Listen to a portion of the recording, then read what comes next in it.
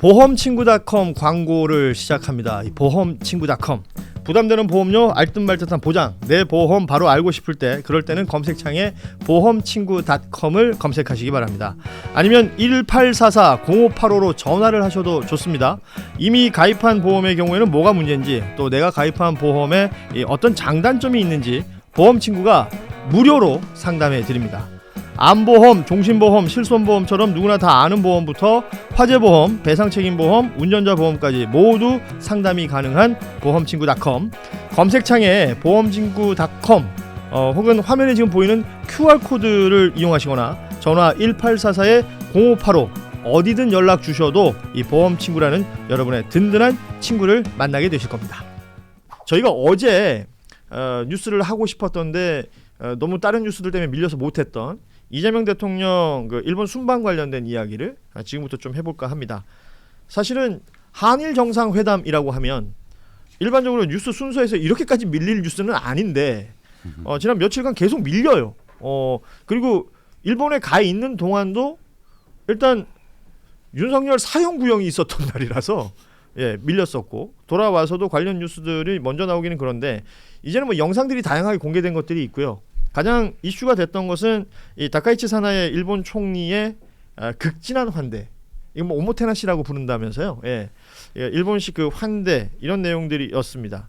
좀 인상적인 장면들이 혹시 있었으면 한 마디씩 좀 들어볼까요? 저는 이제 이재명 대통령이 숙소 앞에 도착하니까 다카이치 총리가 나와가지고 직접 근데 고개도 깍듯이 많이 숙이더라고요. 근데 이번에 이제 우리 이후에 이제 얘기하겠지만 어쨌든 여러 가지 성과가 있었던 것. 그 중에서도 사실 이제 과거사 문제를 아주 약한 부분부터 건드리고 이제 지나갔다는 것. 이거는 이재명 대통령이 평소에 할 수 있는 것부터 빨리 처리하자는 실용의 어떤 주의가 거기서 시작된 거고 다카이치도 이걸 받아준 거거든요. 근데 다카이치도 그렇게 고개를 숙일 수 있었던 것은 이재명 대통령도 국내에서 인기가 많지만 다카이치도 지금 지지율이 78%까지 그렇습니다. 그러니까 본인도 국내 정치에서 인기가 있으니까 나름대로 과감하게 이렇게 외교 행동을 할 수가 있지. 만약에 국내 정치에서 인기가 없다고 하면 왜 고개를 숙였냐, 왜 또 우리 한국에서도 왜 과거 징용 문제라든지 위안부 문제 얘기 안 하고 뭐 그런 얘기부터 했냐 이렇게 비판이 나올 수가 있는데 어쨌든 두 분 다 국내 정치에서 지금 탄탄하게 입지를 가지고 있기 때문에 둘 다 자신감 있게 어떤 성과를 낼 수 있는 계기가 마련된 것 같다. 지금 1박 2일 사실은 뭐 셔틀 외구의 일환으로 그 다카이치 총리의 고향인 나라현으로 갔던 것이고 1박 2일 일정이었는데 두 정상이 대면한 게 5차례예요. 굉장히 그 친교 활동들도 뭐 드럼 연주를 한다든지 그리고 뭐 이 그 범융사 그러니까 호류지라고 하죠. 여기 이제 금당벽화 우리 교과서에서 배웠던 건데 당무거치게 나왔어요. 저 어릴 때. 그런 내용들 이제 이재명 대통령만을 위해서 수장고를 오픈해주기도 하고 말씀하신 것처럼 호텔 앞에 직접 나와서 영접을 하기도 하고 수장고 오픈은 법적 절차를 거쳤죠. 그렇다고 합니다. 우리나라하고 좀 다른 것 같습니다. 그리고 마지막에 헤어질 때까지도 차량에 탑승하고 나서 창문 열고 거기서까지 또 인사하는 모습도 굉장히 이례적이긴 했어요. 근데 이 이면을 보면 일본 입장이 지금 특히 다카이치 총리 입장은 좀 답답한 구석이 있지 않습니까? 중국과의 갈등이라든지 이런 것들이. 그러니까 그 말씀하신 대로 이제 만난 두 정상은 다 국내적으로는 여건이 좋은 상황이지만 대외적으로 일본은 정말 그 중일 갈등 사이에서 그걸 겪으면서 뭐라도 어디라도 외교를 잘 해놔야 되는 이런 필요성. 그래서 사실 그 이재명 대통령하고 다카이치 총리 만난 거는 3번째잖아요. 그렇죠. 3번째 작년 경주에서 만나고 뭐 또 G20 때 만나고 이번 3번째인데 다카이치 당선되고 그렇죠. 3번이죠. 사실은 다카이치뿐만 아니라 이재명 대통령도 서로 하는 걸 보면 3번 만난 게 아니라 무슨 거의 초등학교 동창 수준으로 아이고 손이 왜 이렇게 차 뭐 이런 얘기도 하고 손이 차네요 그러고 있고 굉장히 서로 챙겨주는 모습이 인상적이더라고요. 그래서 근데 그거는 그러니까 다카이치 총리 입장에서도 내가 이렇게 외교를 잘한다라는 걸 국내적으로 필요성이 있으니까. 그래서 아주 의도적으로 더 열심히 한 거 아닌가 오버액션이다 싶을 정도로 그런 생각이 들더라고요. 이재명 대통령의 외교 패턴이 하나 만들어진 것 같아요. 중국 갈 때도 그렇고 일본 갈 때도 그렇고 정치적 메시지를 던져서 상대 국가의 지도자가 상대 국가의 정치에 도움이 되도록 해주는 거예요. 그렇게 해놓은 다음에 실리를 취하고 구체적인 집행을 시작하는 거예요. 네. 예를 들면 중국 갈 때 시진핑한테 양안 문제 이야기를 해줬단 그렇죠. 말이에요. 그리고 서해안 구조물에 대해서 즉 이제는 바로 실행이 돼요. 서해안 구조물 문제 우리는 아무것도 아닌 것 같은데 일본과의 문제, 동남아 국가들의 문제와 비교해 보면 엄청나게 진보된 거예요. 중국 입장에서는 그 국경 분쟁한 곳들이 있잖아요. 뭐 생카쿠 그렇죠, 같은 데도 그렇죠. 있고 예, 예. 이런 데에 대해서 다른 나라들과 절대 양보 안 합니다. 있을 수 있었던 일이 아닌데 그렇죠. 서해 구조물에서는 그냥 생각해 보면 그 선 그자라는 말이 그렇게 네. 어려운 말은 아닌데 그걸로 실무진들 협상이 지금 진행되고 있다는 거 아닙니까? 그렇죠. 엄청난 예. 양보를 해준 거예요. 음흠. 자 그런 부분이 있어요. 이게 실리를 얻은 거고 일본도 마찬가지예요. 나라 연애 가주잖아요. 그리고 또 중국 관련해 가지고 외교를 걱정해주는 메시지를 냅니다. 그렇게 함으로 인해 다카이치 총리가 국내 정치하는데 다카이치 총리는 지금 의회 해산하려고 하잖아요. 그렇죠. 총선 다시 하려고 예. 하잖아요. 거기에 이제 도움을 준 겁니다. 음. 그렇게 하면서 강제징용이라든가 탄광 노동자 문제라든가 이런 부분들에 대해서 구체적인 실마리를 예. 시작을 해요. 요게 제가 봤을 때는 이른바 이제 기능주의적 접근이라고 하는데 이재명 대통령이 작은 실마리 하나하나부터 해서 축적해가는 하나의 패턴을 만들어냈다. 아하. 저는 뭐 그렇게 그 생각이 들고요.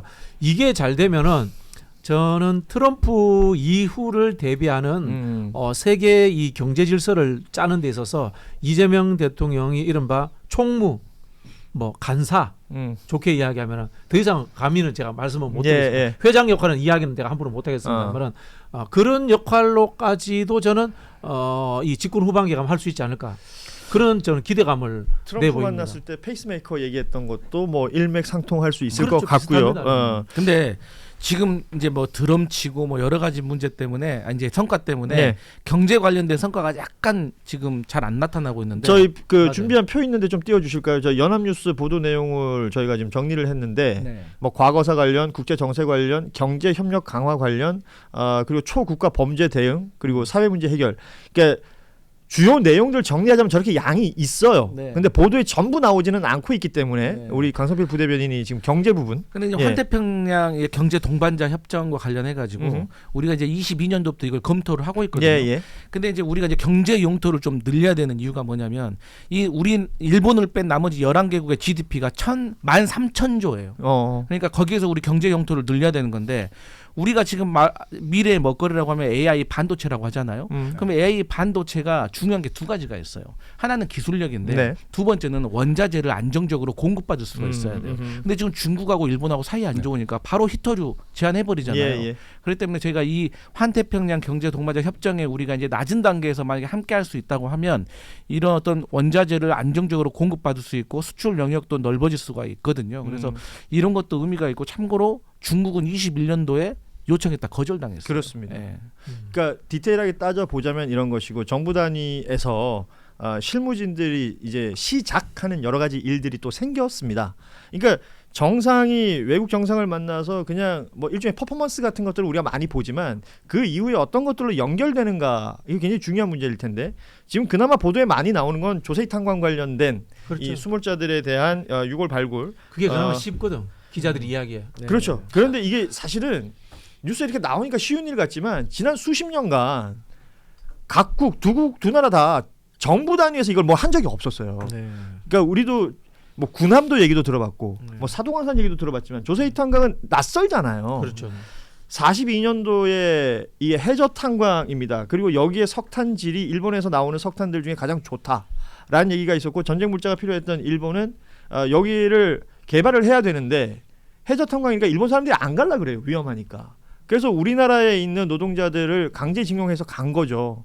그리고 그곳에서 뭐 한국 사람, 일본 사람 섞였다고는 하지만 우리나라에서 간 사람들은 대부분 강제징용이었기 때문에 이 부분들에 대한 얘기를 했었던 것인데 42년도에 벌어진 일은 이 해저 탄광이다 보니까 물이 들어차가지고 그 안에서 수몰되는 사고가 있었습니다.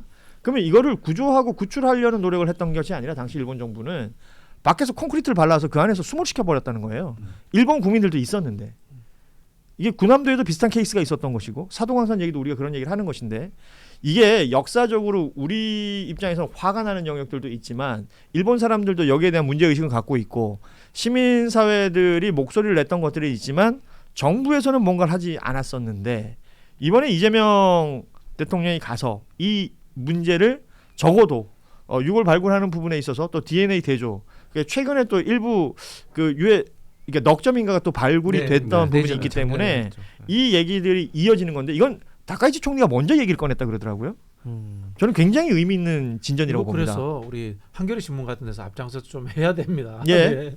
네, 그런 생각도 들고요. 그리고 또 한편으로 일본의 이른바 우파와 한국의 우파의 차이점이 나와요. 일본의 우파는 실익 중심적이고 그리고 국익과 민족을 앞세웁니다. 우리나라의 극우는 매국적이에요. 근본적인 차이가 있다. 뭐 저는 이 말씀 드리고 싶고요. 그리고 언론에서도 의전이 가지는 정치적 함의 따지는 거 이런 거 하지 말고 금방 우리 그 고앵커가 이야기하신 그런 역사적 맥락에 대해서 깊이 좀 파고들거나 아니면 우리 강성필 소장님 이야기하신 것처럼 경제적인 부분들 이런 것들 좀 많이 다뤄줬으면 좋겠어요. 지금 일본하고 우리나라가 작년 올해 교역이 엄청나게 확대된 것 같아요. 예. 갑자기 굉장히 확대됐고 앞으로 모르겠습니다. 후쿠오카에 일본이 이제 TSMC를 바탕으로 해서 IT 산업을 어떻게 육성할지 모르겠지만 현재로는 굉장히 산업 구조가 분업이 돼 있어요. 한국하고 일본하고 협력적 관계가 돼 있어요. 네. 이걸 이제 잘 이끌어 나간다면은 우리한테 큰 도움이 됩니다. 네. 이 조세희 탄광은 한겨레가 많이 보도를 해왔습니다. 그래서 제가 말씀드리는 겁니다. 네. 그래갖고